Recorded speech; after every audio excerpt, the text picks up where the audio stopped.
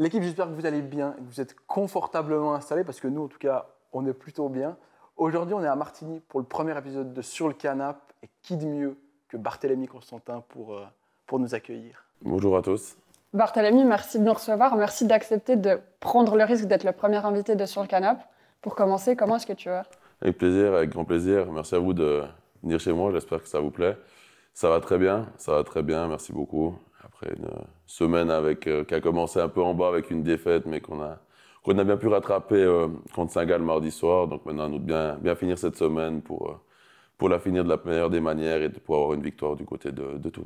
La suite pour vous, c'est un match samedi contre Thun, c'est ça? Exactement. On a le match retour, le début du deuxième tour.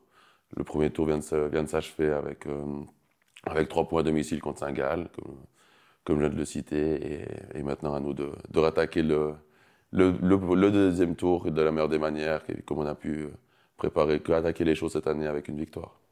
Avant d'attaquer le deuxième tour, ce que je te propose, c'est que pendant ce moment ensemble, sur ton canapé, on retrace un peu ta vie, qu'on revienne sur les grandes étapes de ta vie, que ce soit au niveau professionnel, au niveau privé, aussi qu'on revienne sur les choix qui t'ont mené jusqu'ici. Bref, qu'on apprenne à te connaître autrement. Peut-être pour commencer, une petite clarification, je préfère qu'on t'appelle Barthélémy. Comme vous préférez au moment où vous m'appelez. Pas de préférence. Tout me va. Donc, on va faire un petit saut dans le temps. On va revenir au 11 novembre 94, donc ta naissance. Est-ce que tu peux nous parler un peu de ton enfance? Oui, bon, j'ai eu une enfance qui était très, très bassinée dans le foot. Je suis totalement né dans le foot. Après, c'est clair que mes premiers souvenirs sont plus à partir de 2003 quand même que la partie avant, parce que j'étais vraiment, vraiment trop bébé. Et cette période de 94 à 98, enfin 97, la fin de la présence de mon papa, jusqu'à sa reprise en 2003, je vois des photos, donc j'ai des souvenirs qui sont photographiques ou des bouts d'images qu'il y avait quand on avait fait des films après les finales de Coupe de Suisse. Mais des vrais souvenirs, c'est pas ça. Mon vrai premier souvenir, c'était un Sionbull avec un goal de Didier Tolo qui était entraîneur-joueur. Un sort de semaine, on devait jouer le lundi, le mercredi et le samedi soir. On jouait 3 matchs par semaine. C'était tout le long des semaines anglaises. Ça, c'est mes premiers souvenirs du FC Sion. Par contre, j'ai des premiers souvenirs de foot, qui sont avec le foot italien, avec le foot français également, qui ont été beaucoup dans la culture familiale, parce qu'on regardait beaucoup le foot italien. Mon papa était un grand fan de foot italien, un grand fan de la Juventus, donc il nous prenait beaucoup en Italie. On a beaucoup été du côté de Milan, du côté de la Juve, même du côté de l'Inter, et ça a toujours pris une place extrêmement importante, et j'ai toujours eu du plaisir à jouer, mais j'ai vite compris que c'était mieux pour moi de diriger que de jouer au football, vu mon talent. Mais j'ai toujours eu du plaisir quand même à jouer avec mes potes jusqu'à l'année dernière. Je joue encore au foot. Et ça a toujours été... Ah, les croquettes. Ça, c'est les croquettes pour les chats. Les croquettes qui arrivent. J'ai juste... Pardon. L'autre, il s'appelle comment? Il y a Spicy. Je crois, il a dit. Spicy, puis l'autre, Spicy, c'est ça. Ça, c'est Spicy, puis l'autre, c'est Collinette. Collinette. C'est beau. Je trouvais pas de nom. Et puis, j'étais embêté. Puis chaque fois, pour la prévenir, je disais, viens Collinette. Ah bah oui. Viens Collinette. Et puis pour finir, j'ai dit, Voilà, on va chercher je le nom. garde Collinette, exactement. Mais c'est la pire des choses. Le premier, j'avais tout de suite dit Spicy et tout ça. Et puis elle, j'étais pas sûr. J'étais pas prêt. Le chat. Tu nous parlais de ton enfance, et que là, tu as parlé pas mal de foot. Ouais. Au final, enfin de ta famille aussi, mais si je me trompe pas, tu étais celui du milieu, vous êtes 3 enfants, tu es celui du milieu. Exactement. C'est ça. Tu l'as vécu comment en étant enfant, ça? Parce que pour le coup, je suis aussi celui du milieu, donc je sais que des fois, c'est... Non, écoute, c'était... Bon, on a 9 ans de différence avec ma grande sœur, et j'en ai 4 avec ma petite sœur.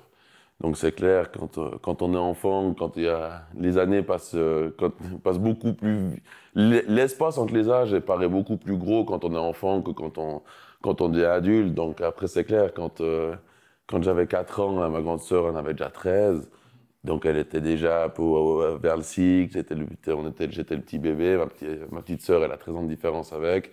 Donc c'est clair j'ai passé beaucoup plus de temps avec ma petite sœur qu'avec ma grande sœur, du côté quand on s'amusait, qu'on allait jouer dehors et toutes ces choses-là. J'ai beaucoup de souvenirs avec ma grande sœur aussi, mais plus à des moments familiaux, des moments qu'on a passés différents, des vacances en famille ou des choses comme ça, plus que des souvenirs de dire on était joué dehors toute la journée et on avait fait telle et telle chose. Tandis qu'avec ma petite sœur, on a beaucoup de souvenirs comme ça. On est très, très, très, très, très, très liés avec ma petite sœur.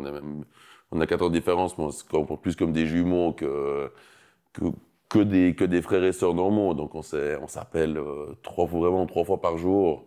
On s'écrit quasiment toute la journée. On s'envoie des snaps tout le long. Donc on est vraiment très, très, très, très proches avec ma petite sœur, avec ma grande sœur aussi. Mais les souvenirs d'enfance ont été différents. Parce que l'écart aussi fait que voilà, comme j'ai pu le dire, quand on est au cycle et puis on a un petit frère de 4 ans ou bien un frère de 8 et puis une petite sœur de 4 ans, c'est pas la même chose. On pense qu'on est déjà grande et puis en fait on est encore tous des bébés. Beaucoup de tes souvenirs d'enfance sont liés au foot, donc tu as dû passer beaucoup de temps avec ton papa. Ton papa est connu au niveau professionnel pour être un homme de poigne. Est-ce qu'il l'était aussi au niveau privé? Est-ce que vous avez été un peu élevé à la dure avec tes sœurs? Non, pas du tout. Franchement, on a toujours, alors ni à la dure, ni aux nouvelles méthodes où c'est que les bébés peuvent tout faire, c'est plus Montessori, ça qui me fait beaucoup rire d'ailleurs quand je vois des vidéos. Mais non, ils ont toujours essayé d'apporter une réalité de la vie. Alors les choses ont toujours été au mérite. Si on travaillait, si on faisait bien, peu importe les choses qu'on entreprenait, les choses scolaires, franchement, on avait vraiment une grande liberté, on avait vraiment beaucoup, beaucoup de chance. Par contre, dès qu'on sortait un petit peu de la route, on se faisait tout de suite remettre dans la route, que ce soit par mon papa ou par ma maman, et pour mes sœurs et moi. Donc ça a toujours été ce qui était juste. Mais vous méritez, quand c'est juste, vous le méritez. Si vous voulez rien faire, vous démerdez par votre choix. Vous pouvez rien faire si vous voulez. Mais par contre, attendez rien de nous, débrouillez-vous, il faut assumer derrière. Donc si on voulait avoir quelque chose, ou si on espérait avoir quelque chose de nos parents, c'est clair qu'il fallait bosser, que ce soit à l'école, que ce soit à côté, ou toutes ces choses. Par exemple, tous les étés, depuis que j'avais peut-être 8-10 ans, j'allais travailler une semaine au minimum chez mon grand-papa aussi sur les chantiers. Alors, c'est clair, j'étais pas le roi du chantier, c'était pas totalement du tout mon truc. Mais on a toujours été éduqués, en fait, avec les valeurs du travail, la valeur de faire les choses. C'est clair qu'aujourd'hui, il y a une grande, grande réussite de mon papa, mais il y a aussi tout un travail derrière que les gens ne voient pas forcément. C'est qu'aujourd'hui, on voit l'exemple de l'iceberg, c'est l'exemple le plus juste parce que c'est vraiment, on voit une partie, mais on voit pas tout le reste. Donc c'est clair, après même pour te revenir par rapport à mon enfance, typiquement quand je suis enfant, je comprends pourquoi mon papa n'est pas toujours à la maison le soir ou ben pour venir manger à midi ou toutes ces choses-là. Puis quand on va à l'école, les autres copains qui étaient à l'école avaient ça. Mais après coup, tu comprends tous les sacrifices qui sont faits. Alors c'est clair qu'il y a dans tous les choix de vie, dans toutes les décisions qu'on va prendre, il y aura du positif et du négatif d'un côté ou de l'autre. Alors c'est clair quand on est enfant, des fois on se dit une figure paternelle, peut-être on a peut-être un peu plus de présence ou ces choses-là à la maison. Mais la réalité, c'est qu'après on a aussi d'autres choses qui sont là. Mais c'est des choses que peut-être qu'à ce moment-là, quand on a peut-être pas 0, mais entre 4 ans et 16, 17 ans même, qu'on commence à comprendre vraiment les choses dans l'adolescence, c'est des choses qu'on ne se rend pas forcément compte de toutes les réalités aussi. Tu dis que tes parents, ils t'ont élevé avec les valeurs du travail, tu as mentionné l'école. Pour toi, ça se passait bien, l'école? Ça se passait bien. Après, j'ai pas... Alors, typiquement, l'école, j'ai pas honte de le dire, j'ai arrêté à 15 ans à l'école. J'ai toujours dû bosser, j'ai toujours... Comme j'ai dit, de 15 à 19 ans, que je revenais au F-Session, 18-19 ans, que je revenais au F-Session vraiment comme au 1er janvier 2014. Il y a eu, alors j'ai bossé comme assistant de Marco De Gennaro, qui était directeur sportif. J'ai travaillé à Téléverbier, j'ai travaillé comme peintre, j'ai travaillé à la commune de Martigny. J'ai toujours dû travailler sur cette période de 4 ans. Il y a un mois où j'ai pas bossé, puis c'est le mois qui m'a fait comprendre que les 47 autres mois derrière, je devais bosser, puis j'avais rien du tout. C'était le premier mois, quand j'avais 15-16 ans, je me suis dit, bon, là, je fais rien, ça va tout être tranquille, mais quand j'ai vite vu qu'il y avait... Le bout d'économie que j'avais fait était vite parti en fumée. Après un mois, j'ai vite dû me remettre sur le droit chemin. Donc ça m'a permis quand même de me former, de comprendre beaucoup de choses de la vie, de faire mes expériences. Typiquement, d'avoir été bossé à la commune de Martigny, c'était une période qui m'a vraiment fait réaliser beaucoup de choses. Parce que c'était une période où c'est que j'avais été en apprentissage au F-Session, j'étais quand même parti en Angleterre apprendre l'anglais, j'avais fait l'hôtellerie gastronomie accueil, j'ai fait pas mal de choses. J'ai vraiment essayé beaucoup de choses, mais à la fin, j'ai toujours dû me débrouiller pour bosser et j'ai quand même pu trouver ma voie. Donc il ne faut pas avoir peur non plus d'essayer des choses pour faire ce qu'on a envie de faire. C'est clair. Si tu as arrêté l'école, c'est que tu n'étais pas scolaire ou plutôt que tu avais besoin de faire du concret, que ça t'embêtait d'être assis Non, mais la réalité, c'est je voulais faire du concret. Et puis c'est surtout que le problème que j'avais, comme je l'ai dit avant, c'était que j'avais pas non plus forcément une figure paternelle quand j'étais petit à la maison. Et puis d'un coup, j'ai pu avoir cette possibilité de commencer l'apprentissage web session. Moi, j'ai pas vu un employé qui allait commencer rentrer dans la vie professionnelle et puis qui allait dire ah bah super, je vais commencer à bosser, j'arrête l'école. J'ai plutôt vu comme un fils qui voulait se rapprocher de son papa, qui voulait être plus proche de son papa au quotidien en allant travailler là-bas. Et c'est la vision que j'ai eue totalement, et ça je peux le dire aujourd'hui après 15 ans, que c'est ça la vision que j'ai eue par rapport à ça. Donc c'est pour ça qu'après ça s'est pas forcément bien passé non plus les apprentissages dès que j'avais été à l'école, parce que j'avais pas réglé en fait le problème scolaire qui était pour moi. En fait, moi c'était vraiment juste de me rapprocher de mon papa pour être au quotidien avec lui. Tu parles du coup de ton papa. Est-ce que dans ton enfance c'est grâce à lui, grâce à lui que tu es tombé dans le foot, ou c'est finalement comme tous les autres enfants, je sais pas, à la récré, tu vas taper des foot. C'est quoi ton premier lien? Est-ce que... Oui, c'est grâce, à cause, on peut dire tous les termes. Tu es né dedans, après c'est clair, j'aurais très bien pu naître dedans et puis être fan de hockey. Mais à la fin, si toutes les planètes sont alignées, le foot est ma passion. J'ai toujours aimé ça, donc typiquement... J'adore jouer au foot, mais autant je joue à la PlayStation, je joue à FIFA ou à FC.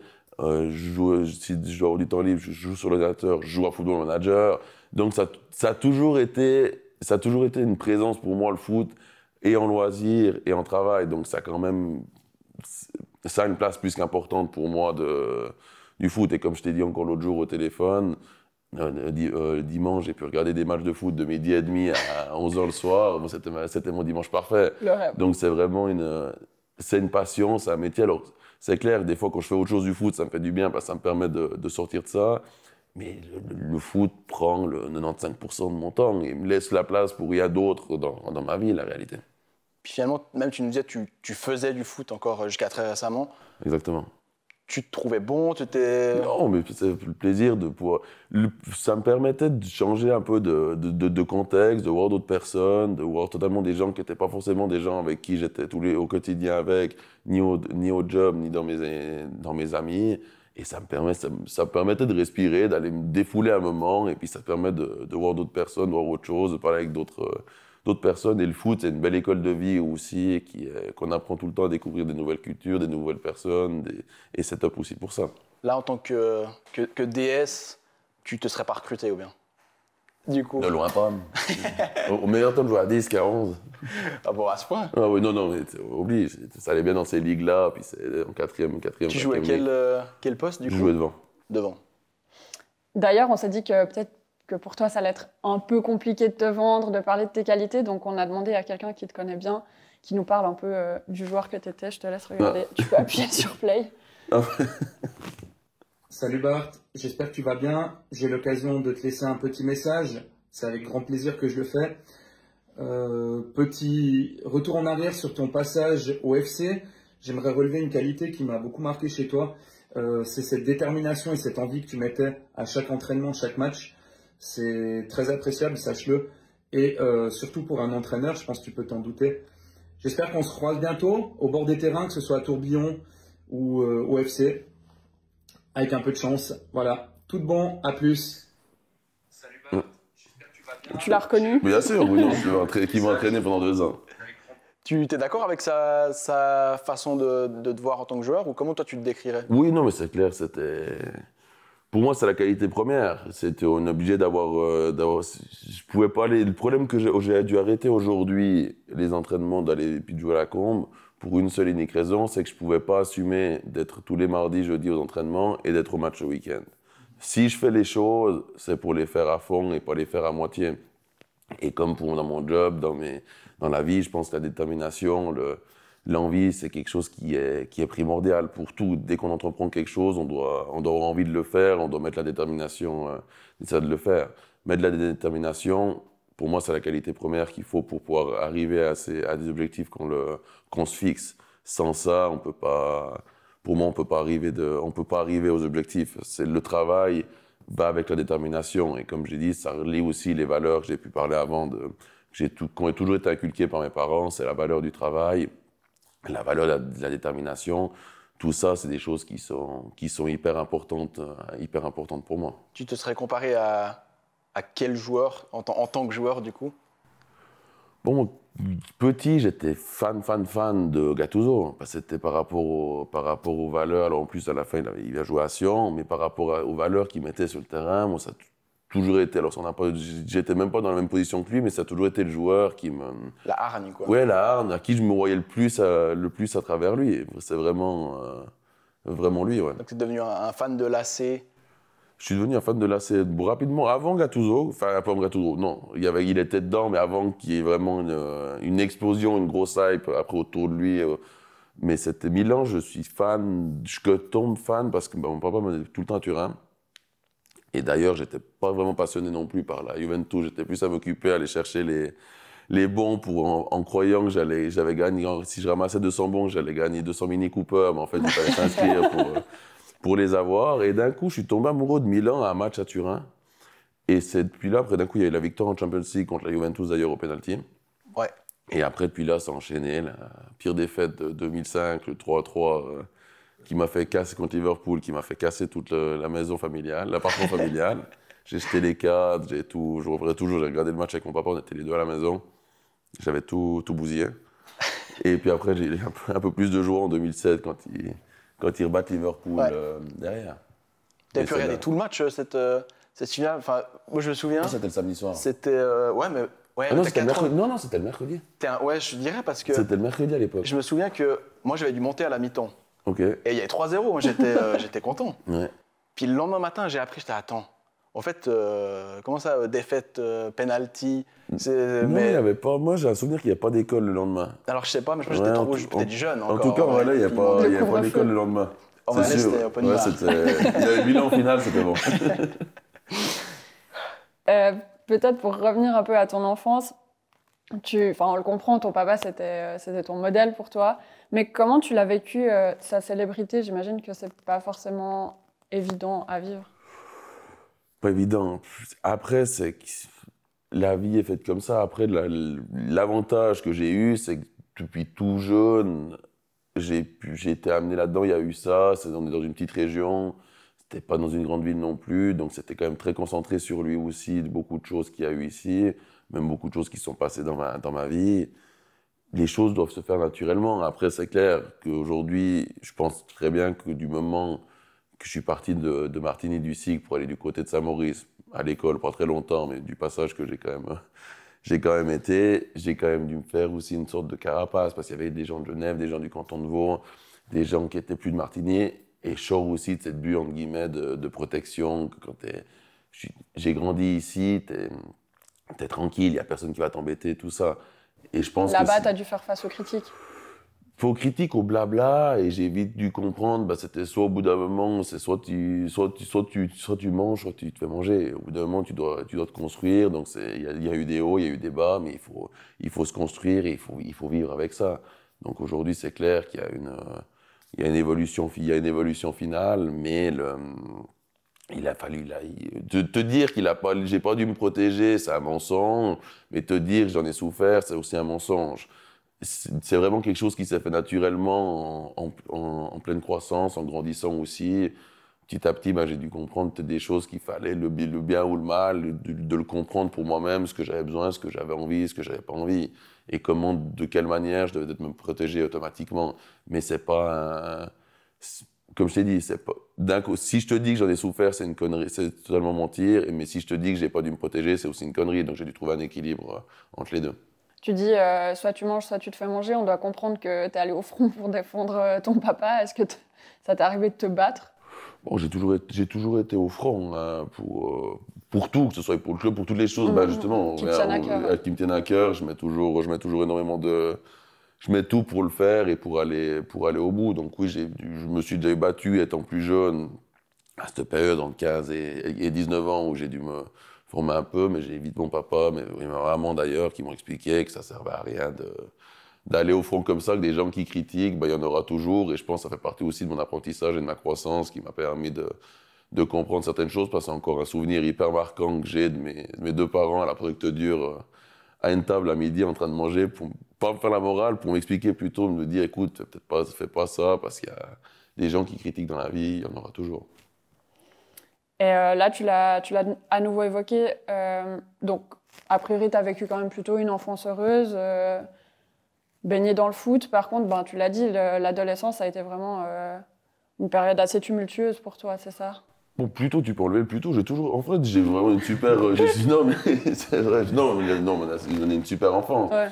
Après, des hauts et des bas, on en a tous. Après, c'est comment, je pense que c'est propre à chacun, c'est comment on réagit, comment on encaisse les choses. Aujourd'hui, que ce soit mon enfance, j'ai que des bons souvenirs. Que ce soit en famille, que ce soit avec mes potes, que ce soit de tout, au foot, à l'école, au théâtre. J'ai fait pendant plus de 7 ans du théâtre aussi. J'ai que des bons souvenirs. Après l'adolescence, la période de 15 à 18, 19 ans, où je reviens au FC Sion, il y a eu des hauts et des bas. Mais les bas m'ont permis de me construire, et les hauts également, parce qu'il y a peut-être, quand il y a eu des hauts, peut-être je me suis trop enflammé, puis j'ai dû revenir sur terre, et peut-être que quand il y a eu des bas, bah, ça m'a permis de ne pas faire 2 fois la même connerie, et puis de comprendre les choses.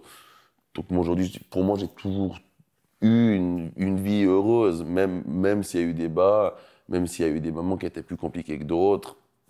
Pour moi, je pars d'une règle peut-être bête, mais simple, c'est qu'il faut toujours tirer le positif de chaque situation. Et il faut toujours apprendre de chaque situation. Des erreurs, on va tous en faire et on va toujours en faire. J'en ai fait énormément et je vais encore en faire. Mais aujourd'hui, je dois apprendre de ces erreurs. Et les erreurs que je vais faire demain, je ne dois pas refaire les mêmes que celles d'hier. Et que ce soit dans le privé, que ce soit dans le pro, dans n'importe quel domaine, je pars du principe, de ce principe pour évoluer, pour continuer de grandir. Et je pense qu'on finit jamais d'évoluer, que ce soit intellectuellement, professionnellement ou peu importe les domaines. Il faut toujours apprendre, il faut toujours comprendre. Et je pense que c'est important de se remettre en question au quotidien pour comprendre aussi ce qu'on a fait de bien et ce qu'on a fait de pas mal. Alors c'est clair qu'en théorie, c'est facile de dire ah, ça j'ai fait bien, j'ai pas fait bien. C'est quelque chose de bien plus profond, mais là on n'est pas non plus à une séance psychologie. donc voilà, on est passé sur le canapé, pas sur le sofa. Et ça me fait penser, tu parlais un peu de tes amis. Est-ce que ça a été facile de te faire des amis, ou est-ce que tu n'avais pas un peu ce truc de est-ce que les gens ils viennent vers moi pour les bonnes raisons? Est-ce que c'est pas parce que je suis le fils d'eux ou... Mais après, je m'en fous. La vérité, c'est que je me suis toujours en foutu. Moi, je fais mon truc. Les gens que... J'ai du monde qui sont avec moi depuis 25-30 ans. Donc, je sais qu'aujourd'hui, les gens qui sont plus d'une vingtaine d'années avec moi, je sais que c'est aussi réel. Après, méfier de tout le monde, ma main gauche, je ne fais pas confiance à ma main droite non plus. Donc, se méfier de tout le monde, il faut toujours se méfier de tout le monde. Mais je suis quelqu'un qui a du cœur, je suis quelqu'un qui est... Je n'ai pas de raison de ne pas donner une confiance à quelqu'un, mais après, je sais très bien qu'il faut se méfier, qu'il y a tout dans un monde. Tu l'as déjà pas mal évoqué, donc on va peut-être pas revenir 50 fois dessus, mais tu l'as dit entre tes 15 et tes 18 ans, enfin, même nous, on l'a vu en préparant un peu le sujet. C'était le bordel, quoi. Enfin, t'as fait un peu tout et n'importe quoi. J'ai fait à Verbier, tout, j'ai fait quoi? J'ai fait AGA, c'était hôtellerie gastronomie accueil. Bon, j'ai pas eu le choix de le faire parce qu'on s'était dit que comme j'avais le contact facile, ça aurait pu être un truc bien pour moi. Finalement, non. Mais le housekeeping, c'était pas vraiment pour moi. C'est le problème. C'est que je suis arrivé, la vérité, c'est que j'ai eu un stage à faire justement pour commencer. Donc, ce qui était cuisine, j'adore cuisiner, c'était parfait. Ce qui était réception, c'était parfait aussi. Le contact avec les gens, on parlait, c'était top. Par contre, j'ai dû commencer à faire le housekeeping. Première chambre de housekeeping, type, il avait laissé un bordel pas possible, pas tirer l'eau. Il y avait limite un truc qui sortait des toilettes. C'est dit, bon, comment je vais arrêter ça? Les cours, ils commencent la semaine prochaine. Alors, à la fin, j'ai quand même commencé, mais j'ai arrêté. J'étais à Téléverbier travaillé en montée mécanique, j'ai travaillé sur les chantiers comme maçon, Maçon, comme pas très maçon. longtemps par contre, Non, parce que tu as fait une belle technique. J'ai fait une belle technique, j'ai fait une très belle technique, une belle feinte pour sortir de là. Mais j'ai toujours dû me faire mes, comme j'ai dit avant, j'ai toujours dû faire un peu me faire les ronds pour pouvoir vivre, pour pouvoir faire les choses que je voulais faire pendant les mois. Donc c'était tumultueux, mais c'est toute une période qui m'a permis d'apprendre et de grandir. Et comme j'ai dit, cette période, elle s'est un peu finie avec mon passage à la commune, qui m'a vraiment fait du bien, parce que c'était justement entre la période où c'est que je suis assistant de Marco De Gennaro comme directeur sportif, et que je reviens à 100% au FC Sion dès le 1er janvier. Il y a 3 mois où je bosse à la commune de Martigny qui m'ont vraiment fait du bien en fait. Tu faisais quoi à la commune? J'ai tout fait. J'étais autant mettre les décorations de Noël, qu'on a nettoyé les digues, j'allais avec l'électricien. Non, sans tout fait, j'étais vraiment au service communal. Là-bas, je faisais 1 mois ça pour me faire un peu des ronds. Pour finir, j'ai dit, bon, moi, je prolonge jusqu'à la fin de l'année, le temps que je me retrouve du job. J'avais des discussions avec d'autres clubs pour commencer à bosser dans le foot. Et puis au final, quand je dois partir à Novara, mon papa me dit, non, mais va pas à Novara, reviens au FC Sion. Et puis je suis revenu comme ça le 1er janvier 2014. Donc c'était déjà un petit peu finalement, donc là à ce moment-là tu as 19 ans, Ouais. au moment où tu es officiellement nommé directeur sportif Exactement, ouais. de Sion, mais c'était du coup déjà un petit peu dans les tuyaux, vous en parlez déjà avec ton papa ou Non, pas vraiment. Je reviens le 1er janvier 2014 comme team manager, je fais 6-7 mois team manager, puis il y a beaucoup de changements d'entraîneur, comme il y en a eu pas mal à cette période. Et puis, ça poussait un peu pour que je passe directeur sportif, parce qu'il n'y avait pas non plus de directeur sportif. Et ça s'est fait comme ça. Donc, c'était même pas non plus quelque chose de dire tu viens team manager, puis après tu passes directeur sportif. Non, c'était même très tôt, à 19 ans, de passer directeur sportif. Mais à la fin, ça m'a permis aussi de faire de l'expérience et puis de grandir. À la fin, quand je vois mon parcours, j'ai toujours dû choisir. J'ai pas aimé l'école normale, mais j'ai pris l'école de la vie. Et c'est ça qui m'a permis de me former et de m'amener aussi où j'en suis aujourd'hui. Parce qu'en gros, pour comprendre, tu arrives directeur sportif, ce qui est quand même un poste important. Tu n'as pas un maître de stage, quoi. Comment ça se passe Ah non, j'ai rien du tout. Je suis pas directeur sportif, il me dit d'un coup, ça arrive Noël, il me dit il y a 3 licences, tu me trouves un entraîneur et 3 licences. Alors on prend Didier Tolo, qui est là, puis on fait Ziegler, Salatic et Zverotic. Et après, on a une bonne période, qui est une très bonne période avec la victoire de Coupe de Suisse et l'Europa League droit derrière. Puis ça, on va y revenir, mais juste du coup, pour finir ça, le point fort d'un DS, on dit souvent, c'est comme son carnet d'adresse au final. Toi, tu as 19-20 ans. Comment tu t'en sors? Comment tu trouves ces choses-là? J'appelle les mecs, Au culot. Ouais, au culot. Alors après, là, j'avais l'agent de Zverotic et Salatic, qui est directeur sportif maintenant à Zurich, qui était Miloš Malenovic. On a toujours eu de très bons rapports et c'est quelqu'un qui a toujours été important pour moi aussi, parce que même à la période où c'est entre deux, j'étais plus du tout à Sion, quand je bossais à la commune, il a pris de mes nouvelles toutes les semaines. Vraiment, je ne savais même pas si j'avais bossé à Sion ou pas, mais toutes les semaines, il prenait mes nouvelles. Lui et Gelson ont toujours pris de mes nouvelles à cette période. Donc, c'est toujours des gens qui ont compté pour moi. Ils m'ont toujours aidé aussi à m'introduire dans le monde du foot. Il y a mon papa aussi qui m'a aidé. Mais j'ai eu beaucoup de chance d'avoir des bonnes personnes aussi autour de moi. Mais après, c'est aussi au culot. Typiquement, il faut faire, quand j'ai dû faire Reto de Ziegler, je demande à Gelson son numéro, j'appelle Reto. Je dis, écoute, Reto, on s'est connus il y a 2 ans à Londres, quand il y avait Suisse-Angleterre. Il y a 3 ans à Londres, quand il y avait Suisse-Angleterre en 2011, on a fait la fête après le match. Et puis c'est comme ça qu'à la fin, Reto vient au FC Sion. Ça, c'est magnifique, en vrai. Mais après, c'est tout au culot. Il faut appeler les mecs, on présente, et puis voilà. Donc pour se faire un carnet d'adresse, il faut aller dans les bars, quoi. Ouais, bon. Pas forcément, c'est peut-être pas la meilleure excuse, mais après, pour la petite histoire, justement, on sort de la boîte, je rentre avec Johan Djourou et Reto Ziegler, et puis à la fin, les deux ont été joueurs au FC Sion. Finalement, c'est peut-être pas une si mauvaise Donc, technique. tu vois, quoi. mais non, après, il faut parler, il faut échanger. Après, on rigole des bars, mais quand tu fais la fête comme ça j'ai eu de la chance que Gelson m'a pris là-bas après le match. Et ça m'a permis d'avoir une proximité aussi.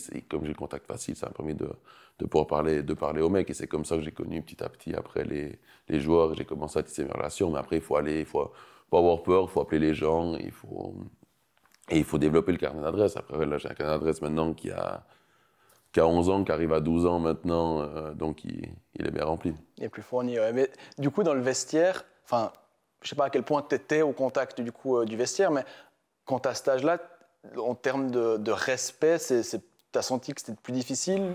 Non, franchement, tous les gens, les joueurs, les dirigeants, il y a toujours un très grand respect. Après, c'est plus les gens à l'extérieur du foot qui ont moins de respect que les gens à l'intérieur du foot. Moi, j'ai toujours eu une chance énorme aussi, et je les remercie aussi. Tous les joueurs qu'on a eus, même quand j'étais très jeune, ont toujours été bienveillants et m'ont toujours voulu du bien. Ouais, tu penses être le, entre guillemets, fils de Christian Constantin, ça aide dans cette direction, ou en fait c'est plus toi et ta personnalité Finalement, qui est... après, tu es le fils de quelqu'un, on est tous le fils de quelqu'un, à mon avis. Après, c'est clair qu'il y a des personnes qui sont plus importantes que d'autres médiatiquement, mais à la fin, ça veut rien dire. Moi, aujourd'hui, je retrouve mon papa pour manger avec lui. Je suis content de le voir. Je suis content de le voir comme mon papa, donc je suis heureux comme un fils qui voit son papa. Est-ce que je vous souhaite à tous d'avoir ce sentiment quand on voit ses parents, mais que ce soit mon papa ou ma maman, je suis toujours heureux de les voir. Donc j'ai pas... À la fin, je dois me construire moi-même. Il m'a mis là, mais il m'a mis aussi en me disant, écoute, non, tu te démerdes aussi, comme il est d'une certaine manière. Alors oui, il a toujours un œil dessus, mais c'était aussi, tu te démerdes, tu te construis, tu te formes.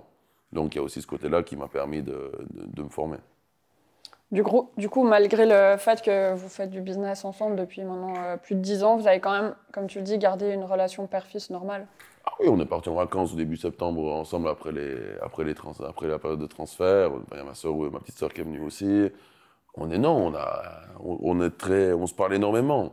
Après, c'est clair que le nombre de nos discussions sont du business, mais on travaille ensemble, on est au bureau ensemble, puis on arrive encore à s'appeler 2 à 3 heures par jour. Encore à côté, donc le soir, souvent de 21 à 22 heures jusqu'à minuit, 1 heure, on est au téléphone ensemble. Et vous arrivez quand même à parler d'autres choses que de foot, notamment quand vous partez en vacances avec ta sœur, ou est-ce que... Oui, on parle du stade ou des hôtels qu'on doit faire. Non, plus sérieusement, oui, non, on essaie de parler de tout, on parle... Après, ça prend beaucoup de place. Aujourd'hui, on est sur énormément de projets. Il y a le projet du stade, il y a le projet de la chaîne hôtelière. Il y a le foot, il y a encore l'immobilier à côté, donc ça prend beaucoup de place, mais on arrive à répartir les choses, on parle vraiment de tout, on parle de la vie privée, de tout, enfin, comme tout ce qu'on peut imaginer qu'un papa et son fils parlent ensemble, on le fait aussi. Je sais très bien que j'ai le moins de problèmes, j'ai le moins de doutes dans ma vie, je peux lui poser la question et je sais qu'il va me répondre. Vous vous dites « je t'aime » avec ton papa? Tous les jours. Mais à ma soeur, ma maman, mon papa, tous les jours, je leur dis que je les aime. Est-ce que, je pense que je t'apprends rien si je te dis que ton papa c'est un personnage, est-ce que ça t'est déjà arrivé d'avoir un peu honte de lui, peut-être dans certaines situations ou... Non, si je dois lui dire qu'il me fout la honte, je lui dis droit dans les yeux qu'il me fout la honte, comme à chaque personne, mais je vais pas... Il n'y a pas de situation où ça. Si je suis pas d'accord avec lui, je lui dis clairement. Mais c'est rare, mais on échange beaucoup. Après, si je suis pas d'accord, comme lui, s'il est pas d'accord, on se dit les choses, et puis on s'argumente, et puis on dit le pourquoi du comment. Pour revenir un peu au côté plus sportif, quelques mois après ta nomination en tant que directeur sportif, vous gagnez la Coupe de Suisse, 6 mois plus tard. Toi, à ce moment-là, tu la vis déjà comme un peu ta victoire aussi, ou comment tu te sens à ce moment-là? Non, c'est la victoire du club. Après, bien sûr qu'elle est importante. En plus, surtout quand tu as 19 ans, on voit que on était dernier au classement. Après les premières périodes de transfert, il y a le retour de Didier. Pardon, il y a le retour de Didier, les 3 joueurs qui amènent vraiment un plus aussi dans l'équipe. Donc c'est clair que ça fait quelque chose, bien sûr. Mais après, c'est une victoire c'est un sport collectif. C'est la victoire d'un club. Il y a eu la confiance de l'entraîneur, il y a eu les confiances des joueurs, il y a eu les confiances des gens du club, donc il a fallu tous travailler dans la même direction. Et c'est après que j'ai senti aussi que ça devenait aussi un peu compliqué, que j'ai senti aussi ma jeunesse après coupe. Elle me dit, c'est après qu'il faut garder une continuité. Et c'est là qu'en fait, le fait que j'étais hyper jeune, j'avais pas non plus d'expérience, ça a permis de laisser beaucoup de gens venir autour du club et ça nous a amené dans une période un peu plus compliquée aussi après. Donc c'était moins ordré sur les gens qui venaient proposer des joueurs ou qui venaient nous proposer des choses au club. L'avantage qu'il y avait quand j'ai commencé, c'est qu'on était dernier au championnat, il n'y a personne qui venait autour de si on n'intéressait pas quand on était 10e de Super League. Didier revient là, on est 10e, on a le premier match à Vaduz, on sait qu'on doit les gagner à Vaduz, c'est avec Ziegler, Zverotic et Salatic, qui sont leurs nouveaux et qu'on prend aussi en première équipe, Daniel Follonier et Edmilson Fernandez, et puis après on connaît la suite, on connaît tous la suite de l'histoire. Est-ce que, d'une certaine manière, ça peut pas, c'est bête à dire, mais desservir de la gagner si tôt, cette coupe, en mode, ah bah en fait, tranquille, ce job, on arrive, j'arrive, on gagne la coupe 6 mois plus tard. Non, Facile, quoi. Ouais, non, franchement, non, parce qu'il faut toujours plus. La coupe, c'est un jour, un championnat, c'est une année. Donc, le rêve, ça a toujours été de gagner le championnat et le but, ça a toujours été de gagner le championnat. Alors, c'est clair qu'il faut gagner le maximum de trophées. Et on va pas cracher d'en prendre. Mais ça n'a pas été trop tôt. C'est clair, si je peux avoir 11 coupes depuis le début, j'aurais pris 11 coupes depuis le début. Mais il faut se battre chaque année pour revivre ses émotions, pour donner cette joie au public, et c'est quelque chose d'important. La coupe et le championnat sont deux choses extrêmement importantes, mais ça n'a pas desservi, mais ça m'a permis de pouvoir comprendre aussi de comment c'est de gagner vite et comment c'est de perdre aussi vite, parce qu'à 22 ans, 2 ans après, je perds une finale de coupe, la première de l'histoire du FC Sion. Donc ça me permet aussi d'apprendre le up and down de la victoire et de la défaite sur l'espace de 2 ans. Tu parles de vivre des émotions fortes. Je pense que tu en as vécu ce 7 juin 2015 quand Sion remporte sa 13e Coupe de Suisse. Et tu as dû aussi en vivre quelques mois plus tard, le 16 janvier 2016. Ça te parle comme date? Naissance de mon neveu, Aloïs. Parce qu'on a beaucoup parlé de ton papa jusqu'à présent, mais vraiment la famille dans son ensemble, c'est hyper important pour toi. C'est primordial. Comme j'ai pu le dire, on est tous très proches.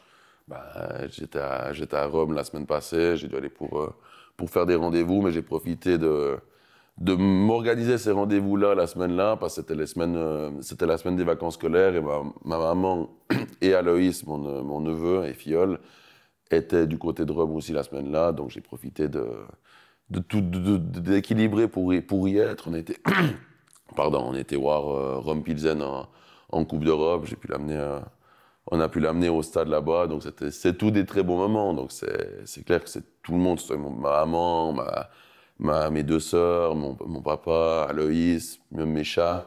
C'est des choses importantes pour moi, des personnes importantes pour moi, et la famille est primordiale. Donc mes parents sont séparés depuis 2010, mais on fait tous les Noëls, toutes les Pâques, tous les anniversaires, toutes les fêtes de famille. On les fait ensemble. La fête des mères, on l'a fait ensemble. Donc, on a quand même une dizaine de fois par année où c'est qu'on se retrouve tous en famille pour fêter le temps d'un repas. Et on travaille aussi tous ensemble. Ma maman, typiquement, on a le hôtel Producte Dur qu'il a fallu redynamiser il y a 2 ans au Covid. Je me suis occupé un peu de ça quand j'ai vu que c'était un peu pas forcément facile non plus, le monde de l'hôtellerie sans expérience. Et puis qu'il y avait quand même le foot à gérer à côté, puis pas mal d'autres choses. Je me suis dit, j'embarque ma maman là-dedans, donc comme ça on gère la Producte Dur aussi ensemble. Donc on travaille en famille tous les jours. J'ai une chance de travailler avec mon papa à Amman, les voir tous les jours au boulot. Donc c'est quelque chose de très important pour moi, la famille. Oui. Et tu dis, vous faites vraiment les grandes fêtes tous ensemble. Est-ce que vous voyez aussi quand même régulièrement, parce que tu as un agenda chargé, et puis très fluctuant aussi, malgré tout, tu arrives à voir tes sœurs régulièrement? Bon, ma grande sœur, elle habite dans le même bâtiment que moi, donc on se croise assez régulièrement. Ma petite sœur, elle est sur Genève la semaine, elle est quasiment à tous les matchs de Sion. Comme j'ai dit, on s'appelle 3 fois par jour, donc on s'entend assez. Et mes parents, on est sur le lieu de travail, on soit quasiment tous les jours. Donc après, ce qui nous arrive aussi des fois, on mange vite une assiette des fois, les 3 ensemble. Ça nous arrive quand même de manger.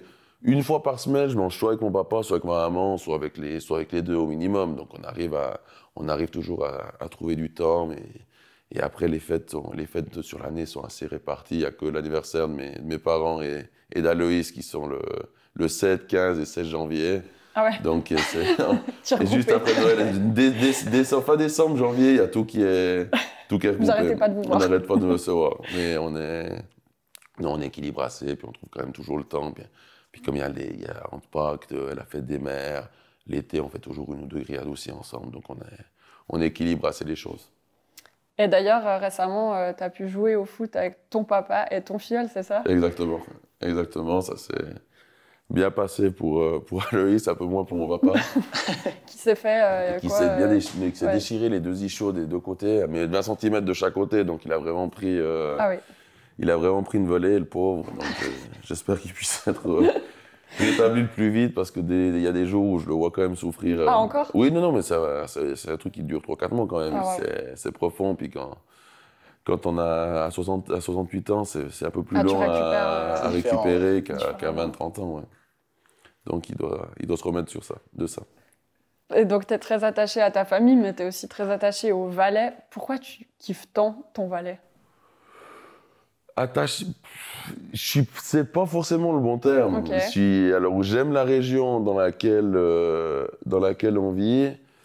Sincèrement, c'est une région qui est extraordinaire, mais j'aime beaucoup aller voir ce qui se passe ailleurs. Ouais, typiquement, je suis énormément aux États-Unis, je suis énormément en Asie aussi, pas mal ces derniers temps. J'aime beaucoup aller voir, comprendre ce qui se passe ailleurs, comment ça se développe, alors surtout avec les projets de salle, les projets qu'on a aussi à côté. Mais le Valais, c'est mon point de repère où je suis, où c'est un peu, j'ai mon quartier général, si on peut dire ça. Mais j'aime beaucoup être à l'extérieur parce qu'il manque, je pense, c'est important de développer, de dynamiser quand même aussi le Valais. Parce qu'il faut qu'il y ait aussi une autre vie, un côté entertainment qui soit quand même différent de ce qu'il fait. Et on a ce problème aussi même en Suisse en général. Quand on voit ce qui se passe en Europe, ce qui se passe du côté de l'Asie, ce qui se passe du côté des États-Unis, ça va beaucoup plus vite. Il y a beaucoup plus de vie. Aujourd'hui, il y a des lieux de vie qui sont soit sur l'Asie, soit sur les États-Unis ou même en Europe, qui sont utilisés 4, 5, 6 jours par semaine, où c'est qu'il y aura du sport, il y aura du spectacle, mais quand je parle de spectacle, ça peut être autant de la musique que des comédies. On a un problème dans la culture et il faut qu'on la développe, pour moi, en Suisse, en général, et même en Valais. Donc, il faut qu'on arrive à développer tout ça. Après, moi, je vois plus le Valais comme un quartier général, comme un point de repère qu'il faut développer, qui a une qualité de vie énorme. Mais je pense que c'est important de pouvoir aller ailleurs, parce que si on reste que ici, et puis on pense qu'on a la science infuse en restant entre les montagnes, je pense qu'on est mort. Alors, je pense qu'il faut vraiment aller voir à l'extérieur ce qui se passe, et c'est important de ramener des idées d'extérieur et de changer quand même notre mentalité, d'être beaucoup plus ouvert par rapport aux visions qui se font ailleurs. Après, aller voir ailleurs, c'est une chose. Faire des vacances à l'étranger, faire des business trips à l'étranger, c'est une chose. Mais est-ce que tu te verrais vivre ailleurs quand on va aller? Oui, clairement. Okay. Oui, non, je me verrais vivre ailleurs. Typiquement, je pourrais vivre dans une ville, je pourrais vivre autant dans une ville que sur une île même. Mais non, je me verrais, franchement, mais il faut que je me sente bien. Après, typiquement, quand je dis île, je ne me verrais pas aux Caraïbes, tranquille, sur une plage. Compliqué, il n'y a pas de foot là-bas. Ouais, voilà. Mais non, je me verrais vivre ailleurs, oui, franchement. Et puis, du coup, bosser dans un autre club, ça veut dire? Aussi, oui, non, ça a toujours été dans un coin de ma tête. Mais après, c'est clair qu'il y a quand même beaucoup entre le foot et puis le pro aussi à côté, entre l'immobilier, la chaîne hôtelière, le développement, il y a quand même beaucoup aussi. Après, j'étudie d'autres pistes aussi, plus dans un axe de reprendre un autre club à l'étranger, plus que de dire d'être un employé dans un autre club. Parce qu'après même, quand on a connu aussi, quand on est propriétaire de club aussi à quelque part, d'être employé après, on va pas se mentir, ça va pas. Je pense pas que c'est la chose la plus simple psychologiquement au monde. Donc je pense qu'il faut que je sois un peu malin dans mon raisonnement, et j'ai meilleur temps d'étudier la reprise d'un autre club pour pouvoir créer un groupe avec le FC Sion et un autre club dedans, comme on a le projet à Santa Barbara aux États-Unis, dans le sens-là. Mais aujourd'hui, de faire un groupe, ça me fait pas non plus vivre ailleurs à 100%, donc ça me permet de trouver un équilibre peut-être entre les États-Unis, qui a toujours été un de mes rêves, et le Valais, qui est une région qui, je pense, niveau qualité de vie, qui est une des meilleures au monde, de trouver la bonne balance. Là, c'est clair qu'une vie en Valais, en Californie, si je peux aller au bout, c'est pas si mal quand même. Le contraste, il est beau quand même. Le contraste, il est magnifique. Du coup, on reparle un peu de travail, mais si on retrace un petit peu, il y a fin août du coup 2022, ton peut-être plus gros transfert en termes de nom, qui est Mario Balotelli. Ça a surpris quand même tout le monde. Comment est-ce qu'on en arrive à signer Balotelli? il se passe quoi pendant l'été, du début à la fin, jusqu'au moment où on signe le contrat? Alors, il s'en est passé beaucoup de choses parce que les débuts des discussions, elles ont commencé fin mai. Et on a signé vraiment au dernier moment, dernière minute même. Parce qu'il restait vraiment. Non, mais justement, quasiment de. Tout le monde. Ouais, oui, juin, juillet, août, en fait. Complet. Moi, je commence à discuter à Monaco avec son agent fin mai. Vraiment, c'était la dernière semaine de mai. On mange à Monaco ensemble parce qu'il était basé là-bas. On discute un peu des joueurs, on a besoin d'un attaquant qui puisse nous amener. Ben justement, il y avait 2 places en Champions League qui pouvaient nous amener en Champions League, pas en Challenge League. Et puis, finalement, c'était le cas contraire. Discuter, il y a cette possibilité de Balotelli. Et il y a quand même, on sait tous, Balotelli, ce qu'il est capable de faire, positivement comme négativement. Et je me dis, bon, on arrivera peut-être à le maîtriser dans nos montagnes. Donc, il s'en est passé des choses, il a fallu de la patience, il a fallu attendre aussi, il y a eu des moments de doute, il a pas fallu le refaire, comme je l'ai déjà dit, je le referai. Mais aujourd'hui, c'est clair que je le referai différemment après dans la gestion peut-être de certaines choses qui seraient là, mais la qualité intrinsèque qu'il a était énorme. Il y a eu beaucoup de voyages à Brescia, il y a eu des voyages en Suisse, il y a eu beaucoup de négociations.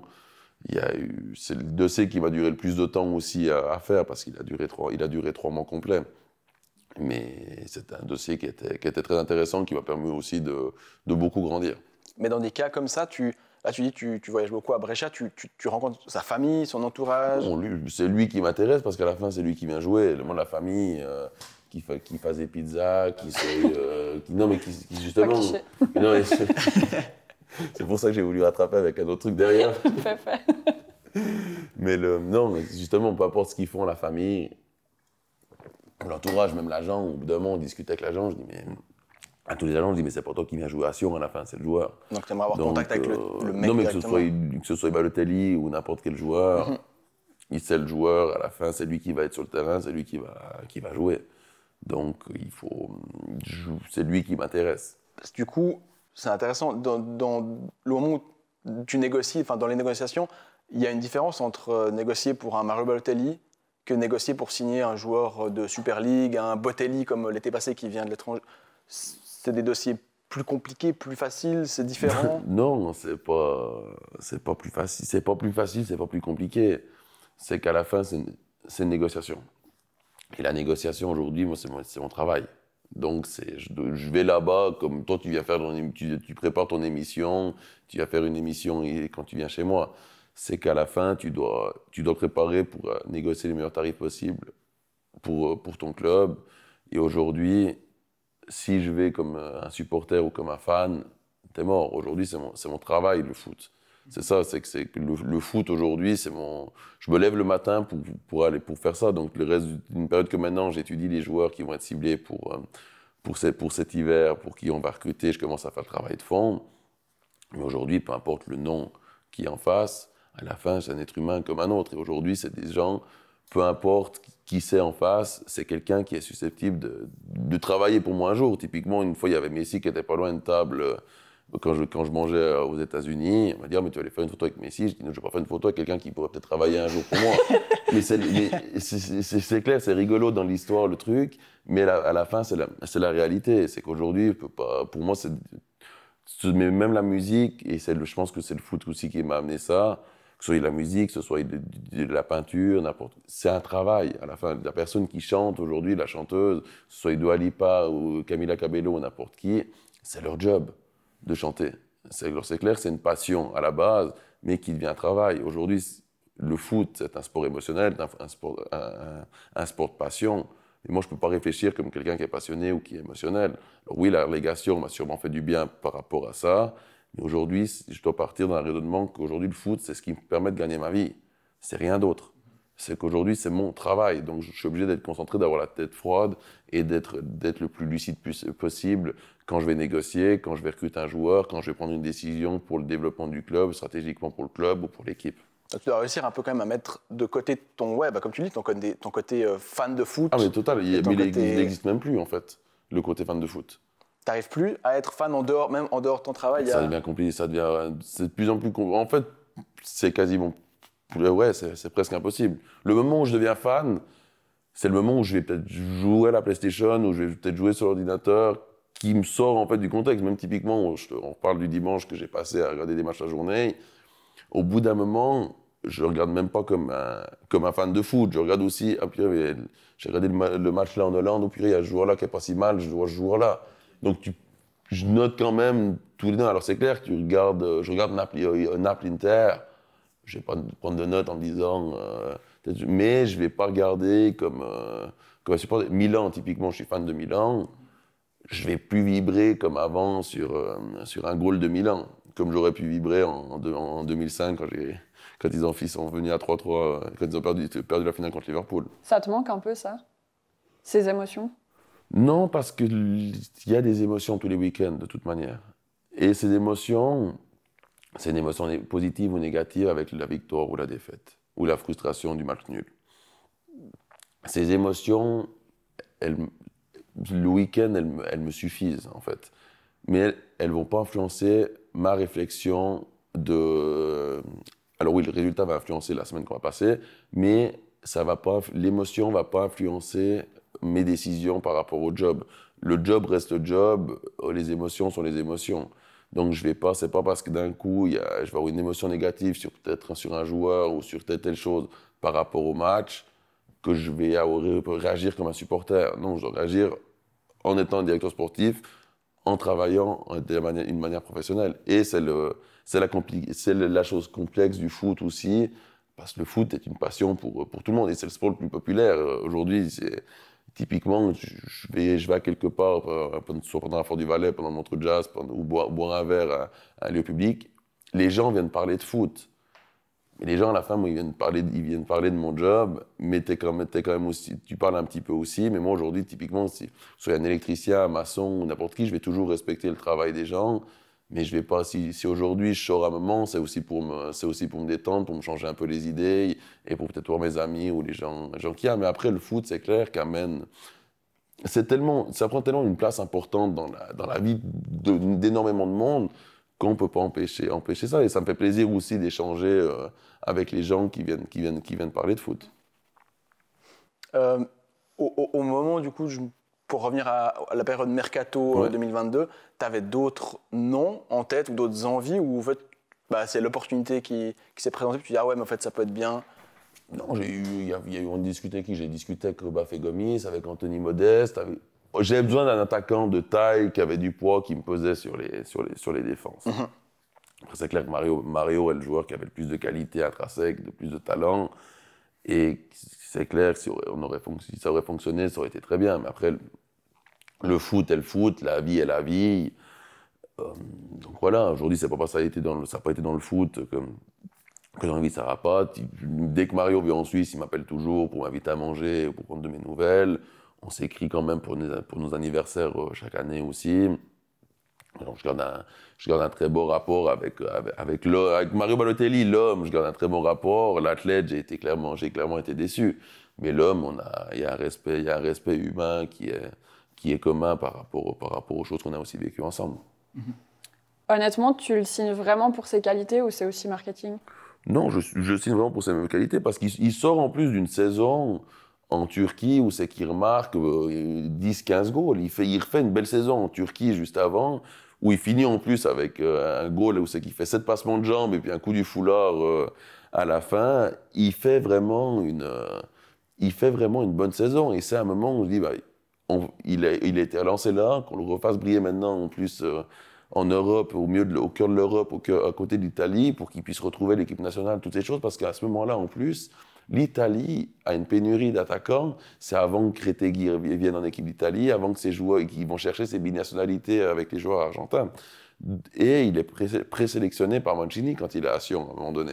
Donc on se dit, c'est un moment aussi qui peut vraiment être relancé de la carrière de Balotelli. D'ailleurs, au début, ça se passe assez bien. Ses débuts sont plutôt prometteurs, mais les emmerdes, elles arrivent quand même assez rapidement. Elles arrivent très vite. Sur le terrain, il répond rapidement plus aux attentes. Et en plus, il se fait remarquer en dehors. On le voit au flon, à la chicha. Toi, tu gères ça comment en tant que directeur sportif? Bon, au flon, c'est après une victoire à Saint-Gall. Donc, les gens étaient surtout étonnés de voir Balotelli sortir à Lausanne plus qu'autre chose. Donc, c'est aussi faire du foin pour faire du foin. Après, le problème qu'il y a, c'est que la chicha, tout ça, combien de personnes vont à la chicha, qu'ils soient sportifs d'élite ou pas sportifs d'élite? Mario, il a un problème, c'est qu'il aimerait vivre comme quelqu'un de normal, mais il s'appelle Mario Balotelli. Et c'est aussi ce qui lui a porté peut-être préjudice beaucoup de fois dans sa carrière. C'est qu'il aimerait aujourd'hui céder des bois parce qu'ils sont affichés au grand public. Mais celui qui s'appelle pas Mario Balotelli, qui a un talent fou pour le foot et qui n'est pas connu et qui mène cette vie-là, il n'y a pas de problème, on va pas le juger. Mario, c'est plus facile. Il y a Mario, donc c'est plus facile à critiquer, ça fait cliquer aussi. Donc, il y a des choses qu'il sait, les choses que je suis pas d'accord avec lui, il sait parce que je lui ai clairement dit droit dans les yeux qu'il y a des choses qu'il pouvait pas faire et puis c'est pas que c'était pas normal non plus. Mais il y a beaucoup de choses qui sont sorties. La plupart des choses qui sont sorties, c'est plus pour faire du foin qu'autre chose, pour créer du buzz et créer du clic et de la visibilité. Après, mine de rien, tu te retrouves quand même avec un joueur qui est compliqué à gérer. Est-ce que tu as quand même des regrets? Des regrets, si je dis bien d'être relégué, ça c'est clair. Mais après, la réalité, c'est qu'aujourd'hui, la relégation nous a permis de renaître aussi. Donc, alors, on a dû gérer aussi une relégation pour renaître de nos cendres et d'être plus un phénix que de devenir des cendres et puis qui s'éparpillent. Donc, aujourd'hui, on a dû gérer ça aussi. Donc, c'est clair que moi, le passage de Mario Balotelli à Sion m'a servi professionnellement et personnellement. Donc aujourd'hui, j'ai grandi, j'ai compris des choses, j'ai appris des choses, mais que ce soit dans le job et dans le privé aussi. Donc je peux pas. Bien sûr qu'il y a des regrets, mais il n'y a pas non plus que des regrets. Et c'est un passage de ma vie et que j'ai vécu et qu'il y a aussi une aventure humaine aussi derrière tout ça. Et puis c'est pour ça qu'aujourd'hui on a encore des liens ensemble, et on se parle toujours. Même si ça s'est mal fini, on n'est pas du tout en guerre, on a un respect mutuel et on est content de s'écrire de temps en temps et de s'entendre quand on se parle. Et du coup, à ce moment-là, vous étiez quand même assez proches puisque tu l'amènes même au carnaval, un épisode qui est un peu mal fini. Tu peux nous raconter cette soirée? Bien sûr, j'ai expliqué d'ailleurs dernièrement sur un autre podcast aussi. Non, ce qui se passe à Carnaval, on joue à Winterthur le jour-là, on fait match nul. Puis bon, c'était une période qui était un peu pas terrible non plus avec le foot, parce que c'était l'année où c'est qu'on est relégué. Mais c'était avant vraiment qu'on soit vraiment dans la gonfle. Puis bon, Mario rentre avec moi du match de Winterthur. Puis il me dit, viens, on va boire un verre à Montreux, tout ça. Je dis, écoute, moi j'ai tous mes potes à Martigny qui m'attendent pour aller faire carnaval. Je vais faire carnaval avec eux. Il me dit, mais c'est quoi carnaval? C'est qu'on vous déguisez? Puis je dis, oui. Ah, moi j'adore me déguiser, je viens avec vous. Écoute, Mario, je sais pas si c'est bien de dire carnaval. Ouais, mais t'as des déguisements, machin. J'ai dit, écoute, j'ai de déguisements à la maison. Oh, alors je viens avec toi. On va à carnaval. Donc on va, un en Pikachu, l'autre en costume en Dali de la Casa de Papel. Et Mario avait le masque de la Casa de Papel. Donc, comme il avait ce masque, au bout d'un moment, il avait trop chaud. Mm. Donc, au bout de 3 verres, finalement, il enlève le masque et tout le monde nous voit que c'était nous. Donc, j'avais mis des grosses lunettes de vitesse avec mon costume de Pikachu sur moi. Et puis, les gens, d'ailleurs, ça avait fonctionné parce qu'ils ne m'avaient pas reconnu. Donc, et puis après, d'un coup, Mario enlevait le masque, donc c'était fini. Mm. Donc, commence à venir un peu l'excitation, les gens qui avaient bu des verres parce que on a joué le soir à Winterthur, on est revenu de Winterthur, on est à Carnaval, donc c'était vite minuit, 1h. Les gens faisaient la fête depuis le midi ou l'après-midi. Donc il y avait de tout, il y a des gens bienveillants, comme il y avait des bourricots qui avaient trop bu et qui ne savaient plus se tenir. Et bon, ça commence à sortir les appareils photo, ça devient un peu électrique quand même dans le bar où on est. On comprend qu'il faut qu'on se taille de là, on part de là. Mais on était au sommet du bourg et on devait reprendre le taxi au fond du bourg. Donc on avait tout le bourg à traverser vraiment et passer aussi vers la grande tente principale où il y a l'orchestre, la fête et tout ça. Bon, on descend, le bouche à oreille que Mario est là, ça commence à se faire. Les gens disaient il faut attraper Pikachu parce que moi j'ai sorti Mario. Donc il voulait m'attraper aussi pour sortir. On doit descendre vers le bourg. Et on arrive à 100 mètres du parking et commence à avoir un peu des gens qui commencent à manquer de respect qui deviennent racistes envers Mario. Mais vraiment à le traiter de singe, de vraiment parler de sa couleur. Okay, Ça commence à devenir assez excité pour ça et ils sortent le Natel. Mario va là-bas, il prend la tête du type, il l'envoie loin. On repart, ça recommence, de nouveau des insultes racistes sur la maman. Donc j'ai pas les insultes parce que c'était vraiment hyper violent. Mario va vers eux, ah non, on est fan de toi, on est fan de toi, on est fan de toi, on est fan de toi. Commence à faire un peu les lèches. On repart, ça recommence. Là, il décide de courir dans le tas Mario parce qu'au bout d'un moment, ben oui, non mais après. Ah là, t'es mal. Non mais là, t'es pas bien. Il court. Et puis il y avait un rugbyman qui pensait que ça allait être le héros de la bande là-bas. Et puis c'était plutôt le boyet de la bande parce qu'au bout d'un moment, si tu veux t'expliquer à quelqu'un, dire quelque chose, bah, tu lui dis face to face et puis t'arrêtes d'avoir des propos racistes déjà et des propos comme ça dans son dos.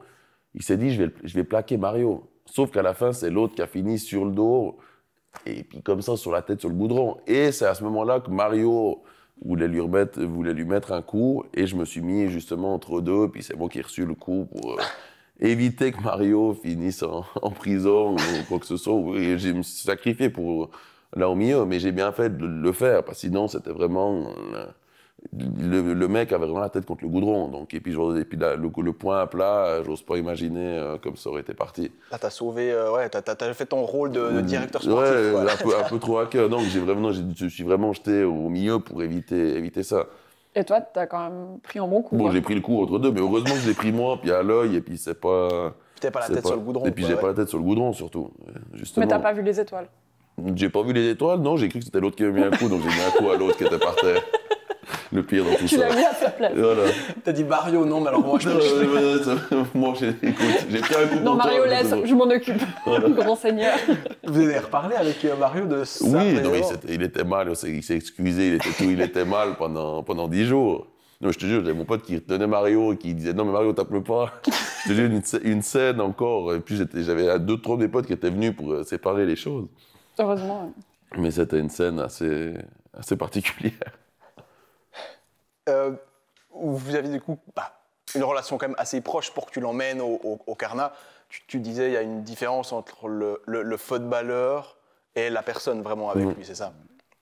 Oui, non mais après le footballeur, t'as le joueur, s'il a plus envie comme joueur, il a plus envie comme joueur. Après l'homme, c'est un type magnifique.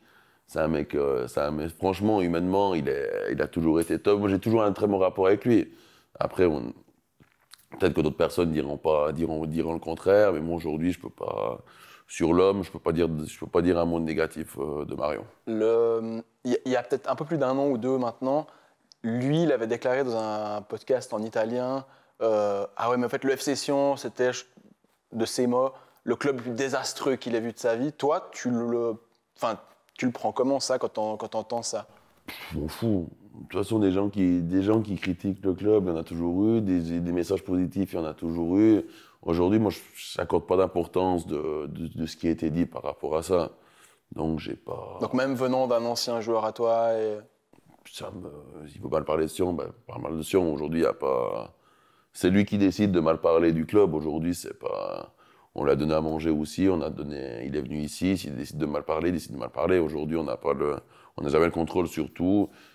Son passage ici n'a pas non plus été le meilleur des passages. Non, mais même clair. pour lui, pour nous, ça n'a pas été positif, mais pour lui, il faut aussi regarder aussi pour lui que ce n'est pas non plus son meilleur passage aussi qu'il a fait. Donc, il a peut-être que son ressenti était celui-là. Mm-hmm. Après, mais du coup, c'est fort, je trouve, de réussir à faire cette distinction vraiment personne et footeux qui, le passage s'est pas bien passé, ça on le sait. Mais de faire cette distinction, je trouve ça assez fort, quoi. Ouais. Le travail, c'est le travail, la vie, c'est la vie. C'est pas parce qu'il y a des problèmes dans le travail que dans la vie, il y a forcément des problèmes. Donc je pense qu'il faut... Enfin, c'est une des choses que il a fallu vite que je comprenne ça aussi, parce que le foot, c'est un métier aussi de passage. Aujourd'hui, les joueurs qui viennent, ils sont peut-être là 6 mois, ils sont peut-être là une année, ils sont peut-être là 18 mois, ils sont peut-être là même plus longtemps. Donc, s'attacher à une personne, on peut s'attacher à tous les gens.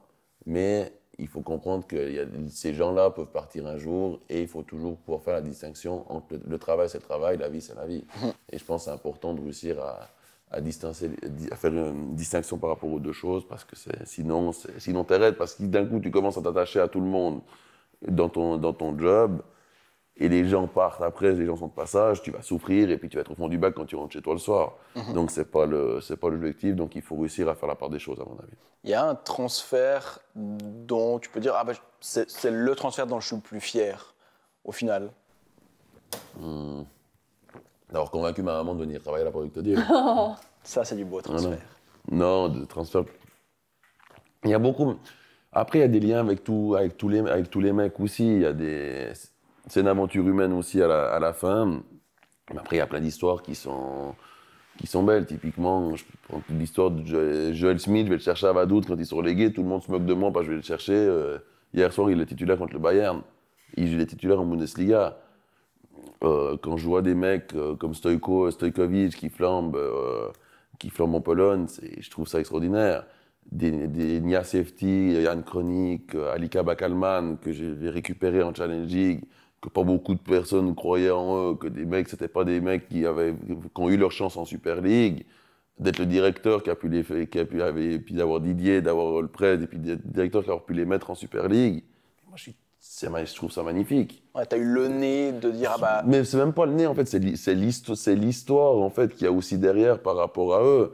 Parce qu'Yann, typiquement, c'est un garçon qui est valaisan, qui est parti vite du côté de Thun, de IB, qui est vite parti d'ici. Je sais aussi les hauts, les bas, ce que les autres clubs parlent, comment les autres gens ont dit. Joël, quand on va le chercher, je sais aussi la réaction que ça fait. Il est tombé sur la tête, Bard, d'aller chercher Joël Schmidt. Ali, il a fait, je ne sais plus combien de promotions avant de venir jouer à Sion. Il n'avait jamais joué en Super League. Les premières minutes qu'il fait en Super League, c'est la saison passée. Donc, moi, c'est même pas une question de dire le nez, mais c'est l'histoire qu'il y a derrière. Nia Safety, toujours c'était un talent, il a eu moins su sa chance, il avait joué en Super League, les clubs avaient des doutes sur lui. Il part de Thun, il est libre, on le prend, il dit, écoute, tu viens là, tu prends une place de titulaire, on commence à construire, on va faire toi un joueur de Super League. Et aujourd'hui, il est titulaire en Super League. Donc moi, c'est vraiment plus l'histoire que le nez. Après, tous les joueurs qu'il y a, le retour de Benjamin, typiquement Benjamin, on est bossé ensemble au bureau à la Product Dure, et puis pour finir, je leur signe là maintenant. Donc c'est aussi des belles histoires. Donc il y a vraiment, avec chaque joueur, il y a des histoires aussi personnelles, il y a des fiertés aussi personnelles, mais vie par rapport à leur histoire. Plus que de dire j'ai eu le nez ou tel truc. Non, moi aujourd'hui, mon objectif, c'est que tous les joueurs qui viennent chez moi, j'aimerais les voir jouer dans le top 5, dans une grande ligue. Je sais que tous n'arriveront pas, mais moi, mon objectif, c'est de faire le maximum pour qu'ils y arrivent et de pouvoir être leur premier supporter quand ils y sont. Et à contrario, c'est quoi ton plus grand regret, pas dans les gars que tu as signés, mais peut-être un transfert qui a sauté alors qu'il était presque fait? Oui, il y en a beaucoup. Il y a eu beaucoup. Il y en a eu plein. Il y a eu... Le dernier transfert qui était presque fait, qu'on n'a pas pu faire, c'est Ricardo Rodriguez, qu'au dernier moment, ça n'a pas joué vraiment sur le dernier moment. Mais après, je regrette pas. Après, j'ai échangé avec ses frères, j'ai échangé avec lui. C'est un dossier qui a pris pendant quand même 1 mois et demi de travail. Et à la fin, il n'y a pas eu une finalité espérée. Balotelli, c'était 3 mois de travail, il y a eu la finalité espérée. Après, chaque dossier est différent, mais je ne vais pas m'empêcher en année. Je m'en veux plus. Pour moi, de ne pas avoir, par exemple, typiquement, Ricardo ne vient pas à Sion, je m'en veux plus à moi-même en me disant putain, j'ai mal travaillé, que de dire c'est autre chose. Donc je me dis comment je vais m'améliorer pour la prochaine fois qu'il y a un joueur comme ça, re-signe. Donc c'est peut-être pas forcément le bon raisonnement, mais je raisonne comme ça. Donc mais après je reste pas penché sur le truc en me disant purée, il aurait dû signer, ou je vais pleurnicher le soir en rentrant, j'aurais heurté tel joueur. Non, faut avancer. Il y a des joueurs, il y en a c'est un métier de passage, comme j'ai dit. Donc il y en a des milliers, des milliers, des milliers. Là, t'aurais un transfert un peu de rêve, même si c'est utopique. Tu dirais, purée, lui, au FC Sion, ce serait... Messi, t'en parlais avant. Non, C'est parce qu'il est dans ton mais visage. Messi, ça m'a jamais fait... Non, franchement, ouais, je te dirais Haaland. Ouais, t'avais besoin de poids en point, tu Voilà. disais, il y a quelques années, il fallait Non, chercher. ouais, moi, j'ai niveau quasi qui est très bien. Mais non, Haaland dans le foot d'aujourd'hui, et puis quand même Maradona dans le foot d'hier. Ce serait pas de mal en 10, c'est toujours, Ouais, toujours c'est appréciable. quoi. toujours appréciable. Haaland, par contre, un peu compliqué de l'amener au carnaval, même si tu lui mets un déguisement. Ouais, ça va, on risque de le reconnaître. Passe pas un Mais non, je pense que ça serait ça, ouais. Pour revenir au côté plus sportif, bon, bah, il y a cette saison, on va pas revenir dessus avec Balotelli, la descente. Finalement, directement, la saison d'après, changement, vous remontez directement. On sent un peu un renouveau. Un peu, c'est la saison, comme tu l'as dit avant, qui vous a fait du bien. C'est un peu la période aussi, du coup, où toi, tu souffles tes 30 bougies. Au 29. Ouais, exactement. Ouais. Finalement, est-ce que tu te dis, 30 ans, c'est l'âge de la maturité enfin, en tout cas, même en termes de communication, nous, on l'a senti un changement à ce moment-là. Alors non, 30 ans, je pense pas que c'est l'âge de la maturité parce que je pense pas que j'ai 30 ans du tout dans ma tête, les problèmes. Nuance. Non, mais dans le sens, je suis pas du genre à me dire il y a tel et tel âge, c'est le moment de la maturité, ou tel âge c'est l'heure du bébé, ou tous ces trucs-là. Non, je pense qu'on grandit tous avec la mentalité qu'on décide d'avoir. Mais surtout, je dis, écoute, j'ai fait une connerie en étant en Challenge League. J'ai signé, j'ai fait le transfert le plus important de ma carrière de directeur sportif qui nous a amené à descendre. J'ai fait une connerie, donc ça va prendre des responsabilités maintenant et d'assumer les trucs. Ouais. C'est plus ça qui t'a fait te dire, ok, maintenant il faut que je change peut-être quelque non, chose. mais non, j'aurais assumé ma merde, Ouais. c'est tout. Pardon du terme, mais il n'y a pas d'autre terme dans le cas là. Et moi, c'est ce que je me suis dit. Maintenant, je me suis dit, écoute, prends mes responsabilités. Je me suis gouré, on va se relancer, on va se reconstruire et on va de l'avant. Et basta. Mais j'ai dû faire. Je l'ai fait ça comme ça, et puis voilà. Et j'ai eu le soutien de Didier, de mon papa. Au bout d'un moment, je prends mon sac à dos, je pars à Bordeaux, je vais présenter les joueurs qu'il faut qu'on recrute à Didier. On échange avec Didier, on met l'équipe en place et puis on y va.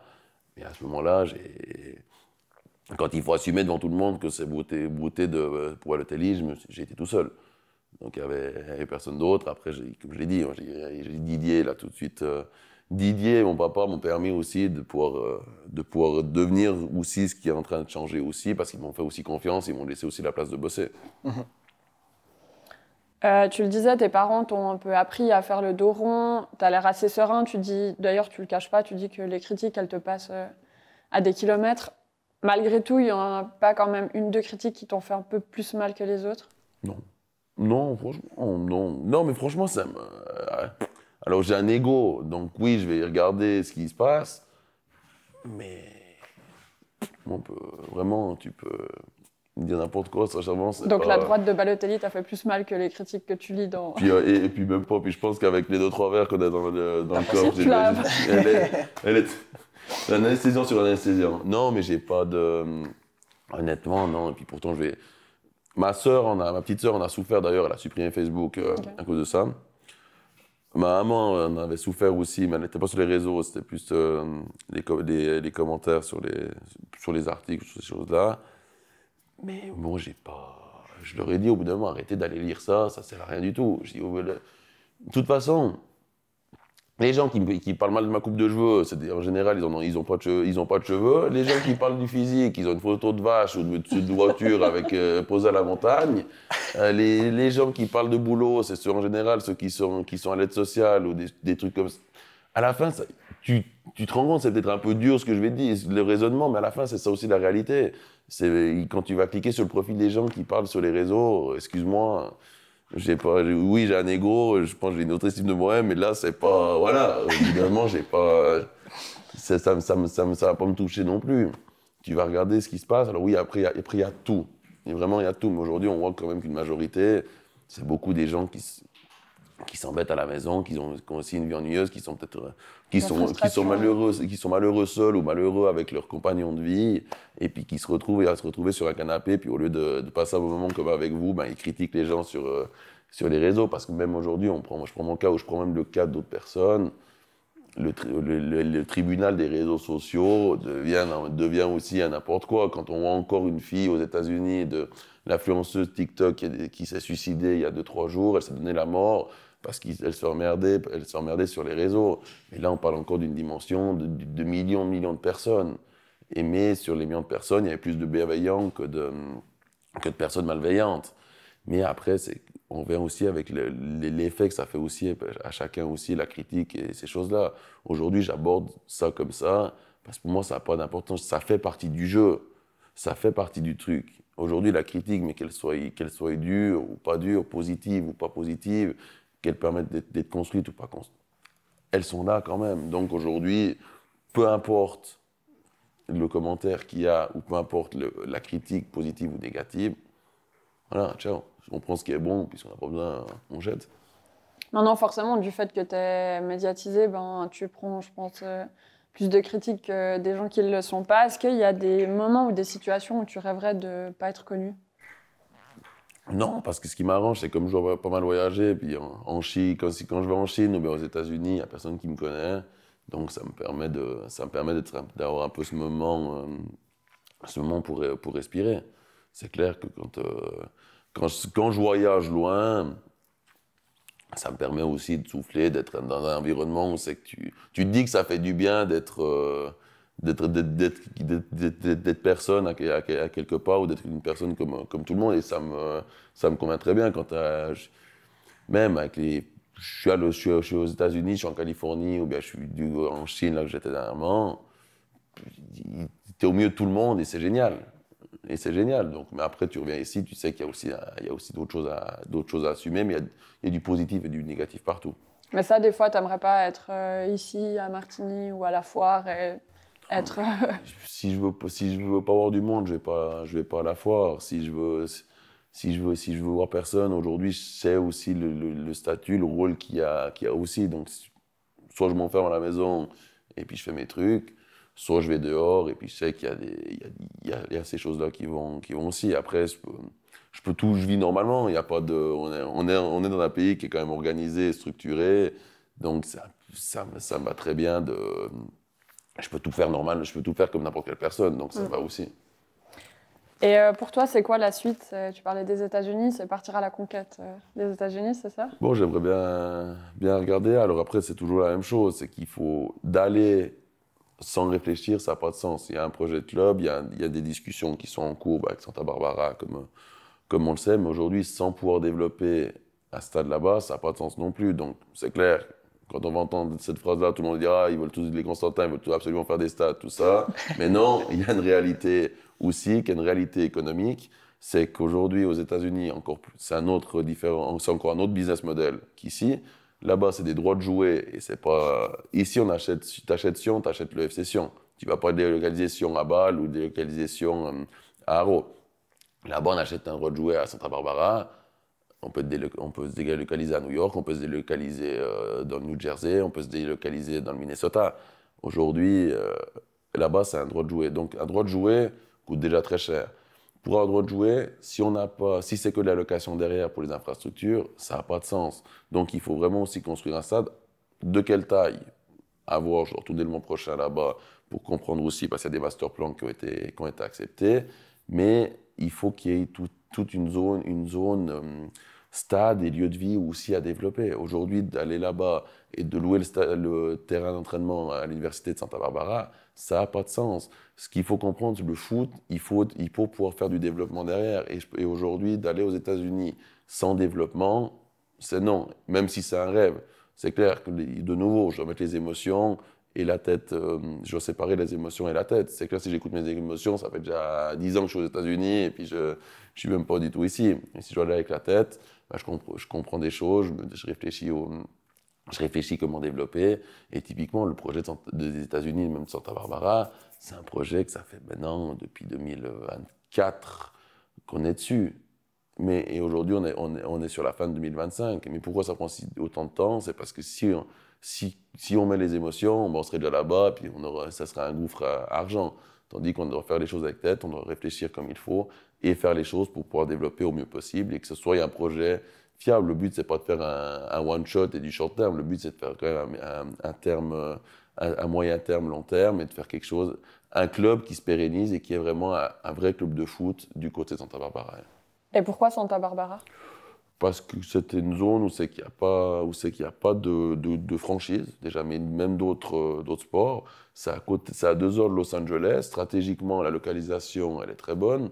Et Santa Barbara, aujourd'hui, même sans foot, on connaît tous comme nom. Et c'est eu l'opportunité, en plus de ça, d'être aussi un nom. Mais après, ce n'est pas non plus un dossier qui est facile aussi.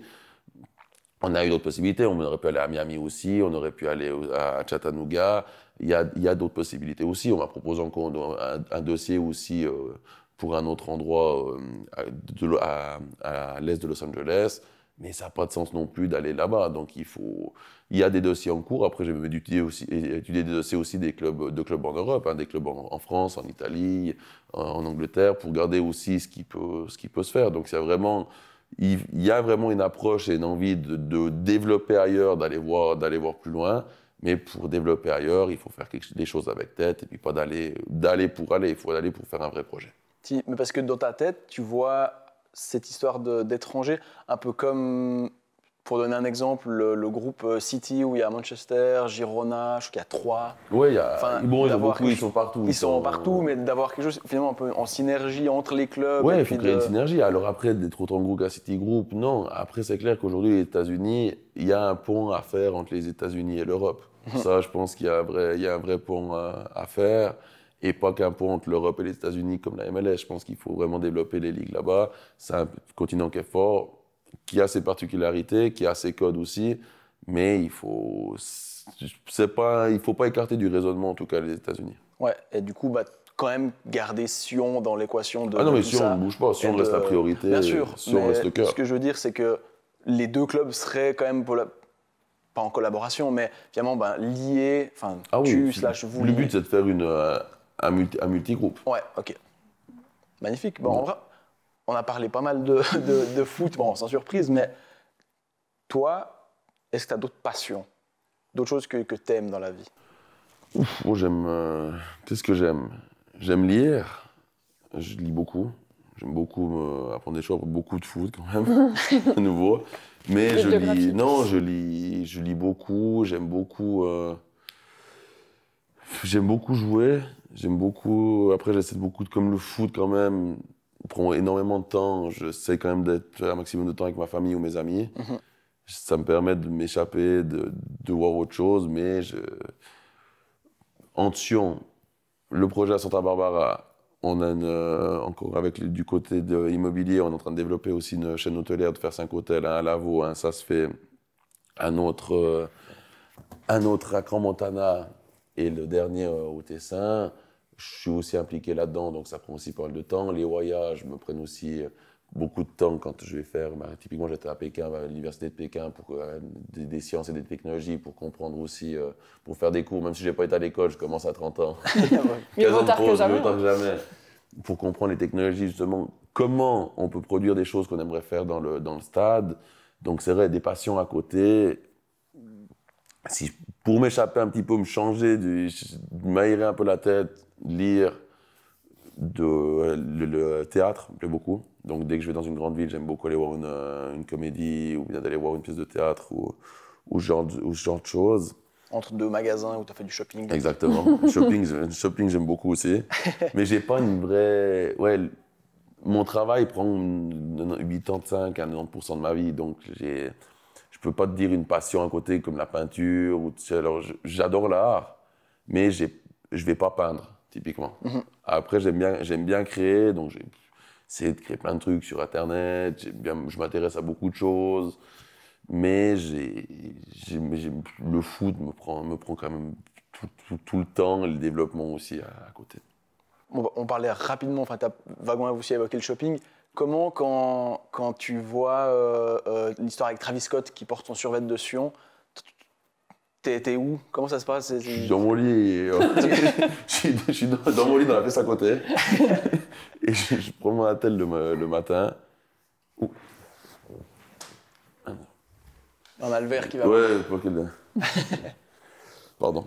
Non, je suis dans mon lit et puis je vois plein de notifications. Je me dis, purée, qu'est-ce qui se passe? Ouais, c'est vraiment vrai. Quoi, je vois la vidéo, Travis Scott qui célèbre à l'US Open avec la jaquette du Obsession. Magnifique. Mais non, vraiment, je me suis dit, en plus, c'était en décalage comme c'était aux États-Unis. Donc la vidéo, elle est passée. Les premiers qui sont levés à 6h, 8h, ont vu, c'était à samedi matin, j'avais profité de dormir un petit peu. Et d'un coup, je vois tout sur le Natel. Magnifique. Du coup, tu t'es empressé de mettre la même veste. Et puis, Et donc, on l'a refaite. Ouais, mais j'ai vu justement. On l'a refaite. Et puis en plus, c'était une période juste avant le comptoir, la Foire du Valais. Donc on a pu la faire pour la Foire du Valais, puis on a vendu tous les exemplaires d'ailleurs. Incroyable. Donc c'était un super timing. Magnifique. Et sauf erreur, en plus, toi, t'es quand même pas mal fan aussi de rap, donc pour toi, c'était vraiment le Non, c'était combo parfait. C'était plus que parfait. Mieux, j'aurais pas pu avoir, en vrai. J'adore le rap, j'aime beaucoup Travis Scott aussi comme artiste. Mais franchement, j'aurais pas pu avoir un autre rappeur que j'aurais préféré. Peut-être Future, mais Travis Scott m'allait parfaitement bien. Tu as prévu de faire les mêmes tresses que Travis ou bien Non, quand même tu pas. restes comme ça? Pas toucher tes cheveux. Non, les cheveux. D'ailleurs, c'est quoi ton secret en tant que blonde, si je peux avoir les cheveux aussi éclatants que toi, t'as pas... J'ai 2-3 shampoings. Ouais. Si t'as besoin. Magnifique. Mais je fais beaucoup. Ils sont tellement fins en fait mes cheveux. Et puis ils sont tellement fins, puis avec la couleur blonde, c'est pas toujours forcément l'idéal. Donc j'essaie de faire un maximum de masques. Et ça, beau. c'est. Donc dimanche, devant les matchs, petit masque pour les cheveux. Petit masque pour les cheveux. Franchement. Bon, on arrive gentiment au bout. On a posé, je pense que tu l'as vu sur les réseaux, une box à questions pour la communauté qui puisse te poser des tu préfères. Donc tu n'as pas besoin de développer plus que ça. Si tu n'es pas à l'aise avec une question, tu n'es pas à l'aise avec une question. Pas de souci. Du coup, c'est les questions de la communauté. Il y en a quelques-unes. Dieu sait. La première, c'est le comptoir ou le cadenas? Le comptoir. Te tatouer le logo de Servette ou de faire la boule à Z? La boule à Z. L'Inter ou la Juve? La Juve. Gagner le championnat ou la coupe? Le championnat. Vivre à Genève et supporter Sion ou vivre à Sion et supporter Servette? Vivre à Genève et supporter Sion. Ballon de foot ou ballon de fondant? Ballon de foot. Tramezzani ou Didier Tolo? Alors, sur le point de vue humain, je choisirais aucun des deux.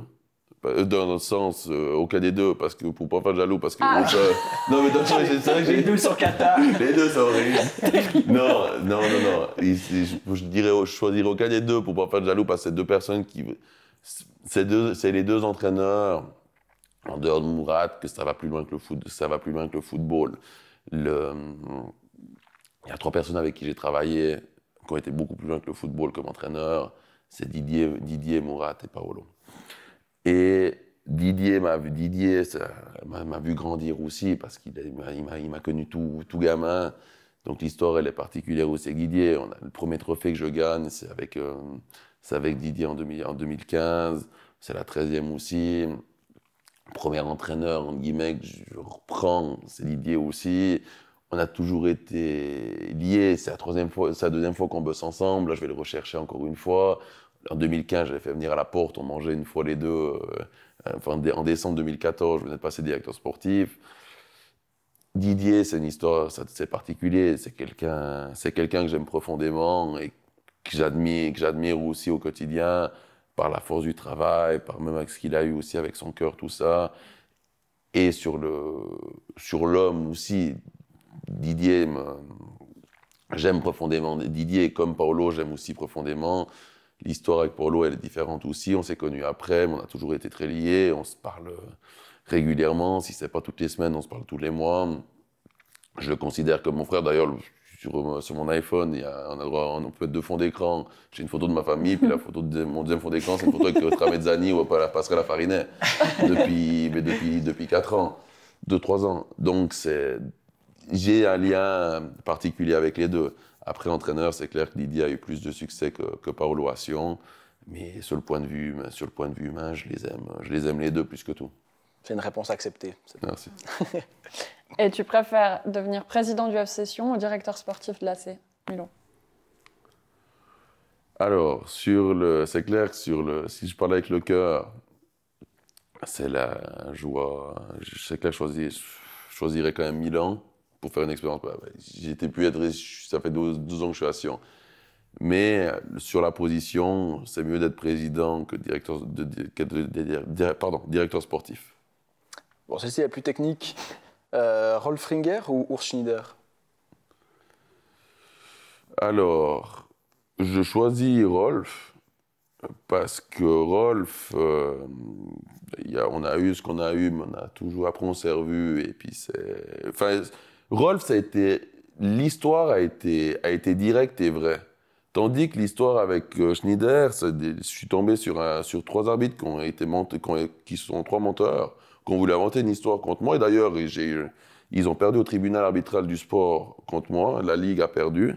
Et puis, je sais pas, vous avez l'info maintenant en avant-première. Je les ai battus parce qu'ils ont inventé des conneries. Ils ont voulu dire que j'avais insulté l'arbitre de fils d'eux, ce qui est totalement faux, que j'aurais dit en allemand. Ils n'avaient même pas une version claire entre eux. Même les 3 arbitres qui m'accusaient, c'est les 4 arbitres qui m'accusaient de ça, n'avaient pas la même version. Donc, ils sont ridiculisés et ils ont perdu. Mais je choisis 1000 fois Rolf parce qu'avec Rolf, même si ça n'a pas été beau ce qui a été dit, ce qui a été fait, ça a été direct, ça a été fini et basta. Tandis que de l'autre côté, j'ai affaire à des menteurs et ça, j'aime pas. Et dernière question, tu préfères Marco ou moi? C'est comme si vous me demandiez Spicy ou Collinette, après le moment qu'on a passé ensemble. Ça va, c'est une bonne réponse, Voilà. c'est ok. C'est poli. Je prends les deux, je vous garde en duo. C'est comme Spicy et Collinette, on peut pas les séparer. Alors c'est très bien. S'il faut vous prendre, je prends les deux. Magnifique. Dernière chose, si toi tu pouvais choisir, t'aimerais qu'on aille sur le canapé de qui la prochaine fois? Sur le canapé de qui? La prochaine. Ça doit être quelqu'un du sport. Du sport, général. Qui parle français? Si possible, c'est mieux, ouais. Mais Et je peux aller sur le canapé de mon frérot Gelson. Gelson, j'espère qu'il entend, je vais lui envoyer d'ailleurs la vidéo dès qu'elle sera dehors. Mais allez chez Gelson une fois qu'il passe en Suisse, je pense qu'il y a beaucoup de choses intéressantes à comprendre aussi par rapport à son rôle à la FIFA, et je pense que ça peut vous faire un super contenu aussi pour lui, et en plus vous aurez la chance de rencontrer un mec extraordinaire et incroyable. magnifique. Bon, on fera d'autres max en tout cas. Ouais. Parfait. Et je vous Merci donnerai un beaucoup. coup de main si vous avez une passe. T'es au top. Parfait. Merci beaucoup, Marc. Avec plaisir, merci à vous. Merci bien, ouais.